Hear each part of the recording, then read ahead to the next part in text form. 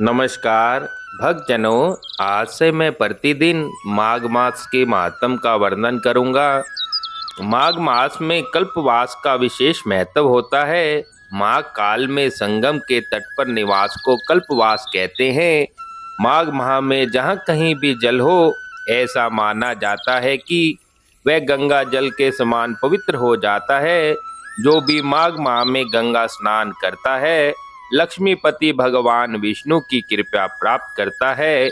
माघ माह में स्नान करने से सुख, सौभाग्य, धन, संतान और मोक्ष की प्राप्ति होती है। इस मास में शीतल जल के भीतर डुबकी लगाने वाले मनुष्य पाप मुक्त हो जाते हैं। मान्यता है कि माघ माह में देवता धरती पर आकर मनुष्य रूप धारण करते हैं और प्रयाग में स्नान करने के साथ ही दान और जप करते हैं। इसलिए प्रयाग में स्नान का खास महत्व है, जहां स्नान करने से सारी मनोकामनाएं पूर्ण हो जाती हैं। इसलिए सभी पापों से मुक्ति और भगवान वासुदेव की प्रीति प्राप्त करने के लिए प्रत्येक मनुष्य को माघ स्नान करना चाहिए तथा प्रतिदिन माघ महात्म की कथा को पढ़ना अथवा अवश्य सुनना चाहिए। अब मैं पहले अध्याय का वर्णन करता हूँ। एक समय श्री सूत जी ने अपने गुरु श्री व्यास जी से कहा कि गुरुदेव, कृपया करके आप मुझे माघ मास का महात्म कहिए, क्योंकि मैं आपका शिष्य हूँ। व्यास जी कहने लगे कि रघुवंश के राजा दिलीप एक समय यज्ञ के स्नान के पश्चात पैरों में जूते और सुंदर वस्त्र पहनकर, शिकार की सामग्री से युक्त कवच और शोभायमान आभूषण पहने हुए अपने सिपाहियों से घिरे हुए जंगल में शिकार खेलने के लिए अपनी नगरी से बाहर निकले। उनके सिपाही जंगल में शिकार के लिए मृग, व्याघ्र, सिंह आदि जंतुओं की तलाश में इधर उधर फिरने लगे। उस वन में वनस्थली अत्यंत शोभा को प्राप्त हो रही थी।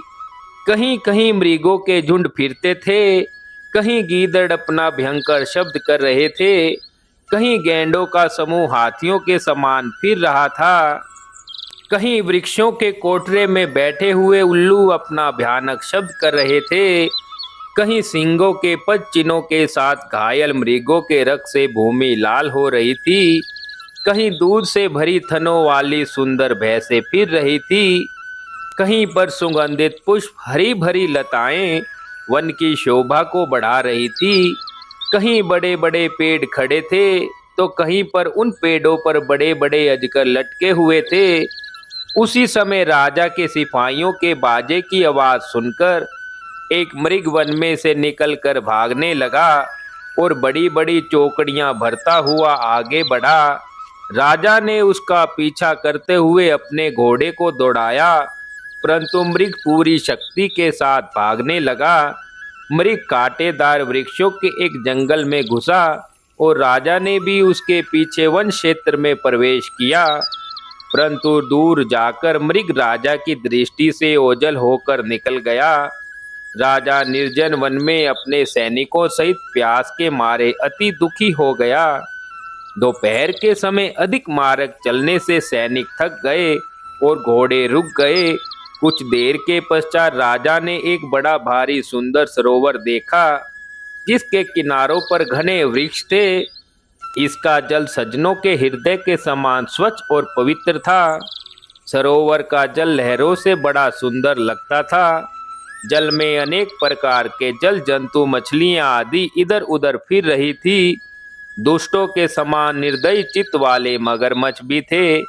किसी किसी जगह लोभी के समान सिमाल भी पड़ी हुई थी। जैसे विपत्ति में पड़े हुए लोगों के दुखों को हरने वाले दानी पुरुष के समान यह सरोवर अपने जल से सबको सुखी करता था। जैसे मेघ चातक के दुख को हरता है, इस सरोवर को देखकर राजा की थकावट दूर हो गई।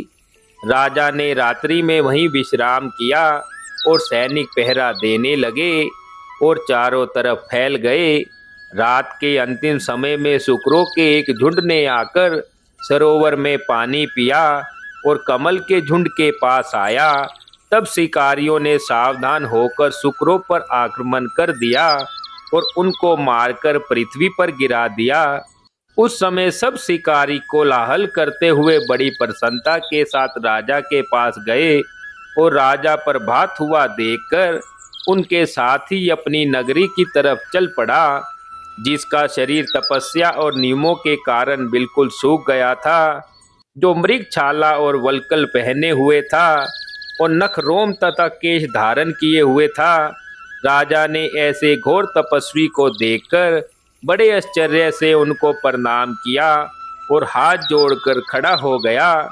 तपस्वी ने राजा से कहा, हे राजन, इस पुण्य शुभ माघ में इस सरोवर को छोड़कर तुम यहाँ से क्यों जाने की इच्छा करते हो?